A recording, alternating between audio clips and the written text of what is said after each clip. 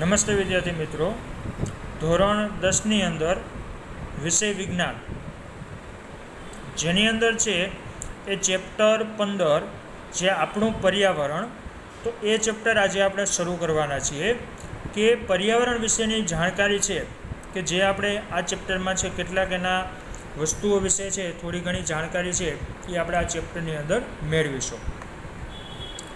તો ચેપ્ટર 15 આપણું પર્યાવરણ વેઇટેજ છે ગુણભારાના 3 માર્ક છે કે આ ચેપ્ટરમાંથી કુલ 3 માર્કનું છે એ પૂછાય છે.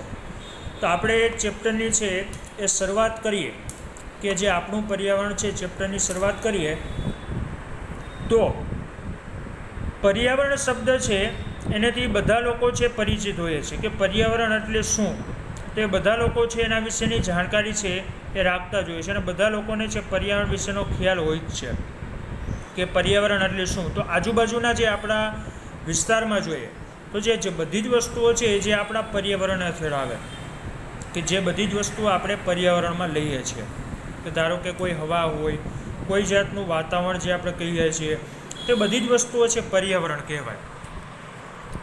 હવે આ પર્યાવરણ છે જે આપણું ચાલે છે તો એ પર્યાવરણમાં ઘણા બધા એવા ઘટકો છે જે આપણે એનો ઉપયોગ કરીએ છીએ. તો એના વિશેની જાણકારી છે આપણે ચેપ્ટરમાં મેળવવાની છે. તો આપણે પ્રસ્તાવનાથી શરૂઆત કરીએ છીએ.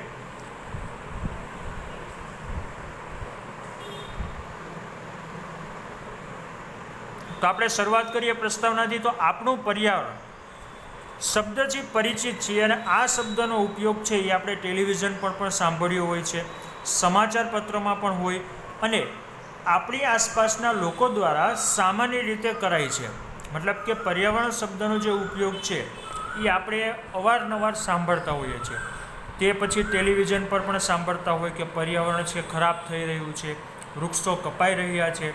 તો આવી બધી વસ્તુઓ છે એ અવારનવાર આપણે છે એ જ્યારે કોઈ પણ ધારો કે ન્યૂઝ ચેનલ જોતા હોય અથવા કોઈ સમાચાર પત્ર વાંચતા હોય અથવા તો આસપાસના લોકો દ્વારા પણ કેટલીક વાતચીતો છે એ આપણને સંભળાતી હોય છે કે કોઈ વ્યક્તિ હોય, ધારો કે પર્યાવરણ વિશે વાત કરતા હોય, તેમ કહેતા હોય કે આજથી કે 50 વર્ષ પહેલાં કે પર્યાવરણ કેટલું શુદ્ધ હતું, ત્યારે આટલા બધા વાતાવરણમાં છે એ બધી વસ્તુઓ છે મિશ્રિત ન હતી, આટલું બધું પ્રદૂષણ ન હતું. તો આવી બધી વસ્તુઓ છે એ આપણે અવારનવાર છે એ વ્યક્તિ દ્વારા સાંભળવામાં આવતી હોય છે. કે ધારો કે કોઈ વ્યક્તિમાં ધારો કે ચર્ચાનો મુદ્દો ઉઠે કે જે પર્યાવરણ વિશેની ચર્ચા થતી હોય તો એમાં આવી બધી વસ્તુઓ વિશેની ચર્ચાઓ છે અવારનવાર થતી હોય છે. જેમ કે આપણા જે વડીલો છે કે આપણા વડીલો છે એ આપણને કહે છે કે હવે આપણું તે પર્યાવરણ કે વાતાવરણ રહ્યું નથી કે જે પહેલાં હતું, એટલે કે અત્યારે જે પર્યાવરણ છે એ પહેલાં જેવું રહ્યું નથી. તો આવી વાતો છે એ આપણા વડીલો દ્વારા છે એ આપણે સાંભળતા હોઈએ છીએ કે જે કોઈ કહેતા હોય કે અત્યારનું જે પર્યાવરણ છે એ ખરાબ થઈ રહ્યું છે, અત્યારમાં પ્રદૂષણ છે વધારે ફેલાઈ રહ્યું છે. પ્રદૂષણનું કારણ શું છે તો વૃક્ષોનું કપાવું છે અથવા ઓછી વર્ષા છે. જે બધા ઘટકો છે એટલે જે બધા કારણો છે એ બધા આપણે અવારનવાર સાંભળતા હોઈએ છીએ કે આવી બધી ઘટનાઓ છે એ વારંવાર બનતી હોય છે. એવું બધી વસ્તુઓ આપણે સાંભળતા હોઈએ છીએ. બીજા કહે છે કે આપણે તંદુરસ્ત કે સ્વસ્થ પર્યાવરણમાં કામ કરવું જોઈએ. એટલે કે કેટલાક વ્યક્તિ દ્વારા એ પણ સાંભળવામાં મળતું હોય આપણને કે આપણે જે સ્વસ્થ પર્યાવરણમાં કામ કરવું જોઈએ. મતલબ કે એવા પર્યાવરણમાં કામ કરવું જોઈએ કે જ્યાંનું પર્યાવરણ છે કે જે સ્વસ્થ હોય, એટલે કે આજુબાજુના વિસ્તારમાં છે એ વધારે પ્રમાણમાં છે પ્રદૂષણ ન ફેલાતું હોય, સારું પર્યાવરણ હોય, ચોખ્ખી હવા હોય, શુદ્ધ પાણી મળી રહેતું હોય. તો આવા પર્યાવરણમાં છે આપણે કામ કરવું જોઈએ. હવે આવું કેમ કહે છે કે આવા પર્યાવરણમાં કામ કરવું જોઈએ? કારણ કે જો પર્યાવરણ આવી બધી ગુણવત્તા ધરાવતું હોય તો વ્યક્તિને જે બીમાર પડવાની જે ઘટના છે કે બીમાર પડે છે કોઈ વ્યક્તિ તો એ પણ ઘટાડો થાય છે, એ વ્યક્તિનું સ્વાસ્થ્ય છે એ પણ સારું જળવાઈ રહે છે. તો આવા બધા કારકો છે જે પર્યાવરણને છે કે જે આપણે કહીએ કે પર્યાવરણમાં રહેતા જે લોકો છે એને પણ સરળતાથી છે એનું સ્વાસ્થ્ય ટકી રહે, એનું સ્વાસ્થ્ય સારું જળવાઈ રહે, એના માટે પર્યાવરણનું શુદ્ધ હોવું એ ખૂબ જ આવશ્યક છે. જેમ કે પર્યાવરણની સમસ્યાઓ પર ચર્ચા કરવા માટે વિકસિત તેમજ વિકાસશીલ દેશો જે વૈશ્વિક સંમેલન પર નિયમિત રીતથી કરતા રહ્યા છે. મતલબ કે પર્યાવરણની જે સમસ્યા અવારનવાર ઊભી થતી હોય તો એમાં બધા જ દેશો છે પોતાનું યોગદાન આપે છે, અને બધા જ દેશો છે આના માટેના જે સંમેલનો છે કે વૈશ્વિક સંમેલનો એટલે કે વૈશ્વિક બેઠક છે એ બધા બોલાવીને આના વિશે વાતો કરતા હોય છે. જેમ કે એની અંદર વિકસિત દેશો પણ ભાગ ભજવે છે અને વિકાસશીલ દેશો પણ ભાગ ભજવે છે. વિકસિત દેશો એટલે કોણ?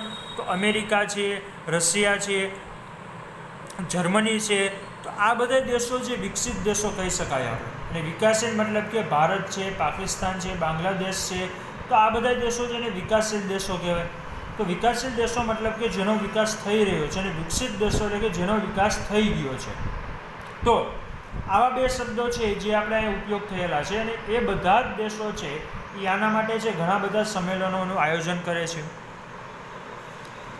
આ પ્રકરણમાં આપણે ચર્ચા કરીશું કે વિવિધ પરિબળો પર્યાવરણને કઈ રીતે અન્યોય ક્રિયા કરે છે, એટલે કે કઈ રીતે પર્યાવરણને નુકસાન પહોંચાડે છે. કેટલાય પરિબળો એવા છે જે પર્યાવરણને નુકસાન પહોંચાડે છે, અને આપણે પર્યાવરણ પર શું અસર પહોંચાડીએ છીએ. તો આ બધા વિષય વિશેની ચર્ચા છે એ આપણે આ પાઠની અંદર કરવાની છે કે પર્યાવરણને કઈ રીતે નુકસાન પહોંચે છે અને એના કયા કયા કારણો છે કે જેને કારણે પર્યાવરણ છે એને ખૂબ જ નુકસાન પહોંચે છે.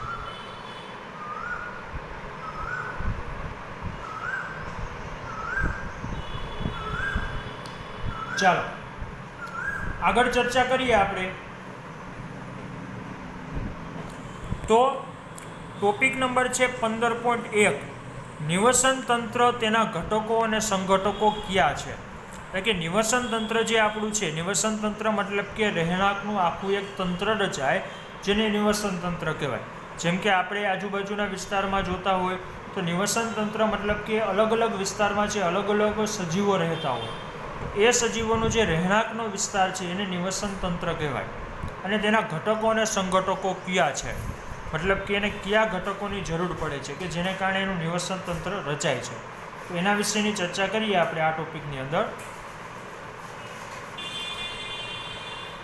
તો બધા સજીવો જેવા કે વનસ્પતિઓ હોય, પ્રાણીઓ હોય, સૂક્ષ્મજીવો છે, તેમજ માનવ હોય અને ભૌતિક પરિબળો વચ્ચે પરસ્પર આંતરક્રિયા થાય છે અને પ્રકૃતિમાં સમતુલન જાળવી રાખે છે. મતલબ કે કોઈ પણ જાતનો સજીવ હોય તો એ ભૌતિક પરિબળો વચ્ચે પરસ્પર આંતરક્રિયા થાય છે અને પ્રકૃતિનું સંતુલન જાળવી રાખે છે. હવે આ વસ્તુ શું કહેવા માગે છે? તો ભૌતિક પરિબળો વચ્ચે આંતરક્રિયા મતલબ કે એક સજીવ છે એ બીજા સજીવ ઉપર આધારિત હોય છે કે જેને આંતરક્રિયા કહી શકાય આપણે. ધારો કે કોઈ એક સજીવ છે, જેમ કે આપણે કોઈ વનસ્પતિ ઉપર નિર્ભર છીએ તો એ આંતરક્રિયા દ્વારા પ્રકૃતિનું સંતુલન છે જાળવી રાખે છે. જેમ કે કોઈ એક વિસ્તારના બધા જ સજીવો તથા વાતાવરણના અજૈવિક ઘટકો જે કારકો સંયુક્ત રીતે નિવસન તંત્ર રચે. એટલે કે કોઈ એક નિવસન તંત્રમાં જૈવિક ઘટકો અને અજૈવિક ઘટકો હોય છે, અને ભૌતિક પરિબળો જેવા કે તાપમાન, વરસાદ, હવા, ભૂમિ તેમજ ખનિજ પદાર્થો કે તત્વો વગેરે અજૈવિક ઘટકો છે. મતલબ કે નિવસન તંત્રમાં છે એ બધા જ ઘટકો છે પૂરેપૂરો ભાગ ભજવે છે. જેમ કે જૈવિક ઘટકોની વાત કરતા હોય તો પણ ભલે, અને અજૈવિક ઘટકો કહેતા હોય તો પણ ભલે. અજૈવિક ઘટકોના કેટલાક ઉદાહરણ જેમ કે તાપમાન છે, એટલે કે બધી કુદરતી વસ્તુઓ જે અજૈવિક કહેવાય, અને જે આપણે ઉપયોગ કરીએ છીએ ખોરાકમાં ને બધી વસ્તુઓ, જેમ કે વરસાદ છે, હવા છે, જમીન છે અને ખનિજ પદાર્થો જે જમીનમાંથી આપણે મેળવીએ છીએ. તો આ બધા જ ઘટકો છે જેને આપણે અજૈવિક ઘટકો કહીએ છીએ. તો આવા બધા ઘટકોને કારણે એક નિવસન તંત્રની છે એ રચના થાય છે. ઉદાહરણ તરીકે જો તમે બગીચામાં જાઓ ત્યારે તમને વિવિધ વનસ્પતિઓ જેવી કે ઘાસ છે, વૃક્ષ જોવા મળે, ગુલાબ છે, મોગરો છે, સૂર્યમુખી છે જેવા પુષ્પવાળા સુશોભનીય છોડ, અને દેડકાઓ, કીટકો તેમજ પક્ષીઓ જેવા પ્રાણીઓ પણ જોવા મળે. એટલે કે આવી બધી જ વસ્તુઓ છે એ આપણને કોઈ એક બગીચામાં જોવા મળી જાય. તો બગીચો છે કે જ્યાં એ બધી વસ્તુઓ જોવા મળે, જ્યાં અલગ અલગ વનસ્પતિ પણ હોય છે અને કેટલાક પક્ષીઓ પણ હોય છે, કેટલાક જીવો પણ હોય છે, સજીવો પણ હોય છે. તો આમાં અલગ અલગ સજીવો નિવાસ કરે છે, એટલે કે રહે છે અહીંયા. તો બગીચો છે એ એક નિવસન તંત્ર દર્શાવે છે. મતલબ કે એની અંદર અલગ અલગ સજીવો રહે છે અને એ એક નિવસન તંત્ર કહેવાય. તો આ બધા સજીવો છે પરસ્પર આંતરક્રિયા કરે છે, એટલે કે એકબીજા ઉપર તે આંતરક્રિયા કરીને રહે છે.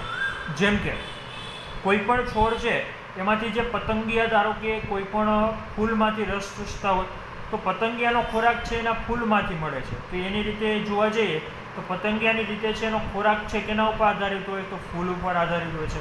મતલબ કે આ એક આંતરક્રિયા દર્શાવે છે. અને તેમની વૃદ્ધિ છે, પ્રજનન છે, તેમજ અન્ય ક્રિયાઓ જે નિવસન તંત્રના અજૈવિક ઘટકો દ્વારા અસર પામે છે. મતલબ કે એના નિવસન તંત્રમાં કેટલાક અજૈવિક ઘટકો પણ ભાગ ભજવે છે. જેમ કે વરસાદ પણ કોઈ પણ સજીવને જરૂર પડે, હવાની પણ કોઈ પણ સજીવને જરૂર પડે, જમીનની પણ કોઈ પણ સજીવને જરૂર પડે, તાપમાનની પણ કોઈ પણ સજીવને જરૂર પડે.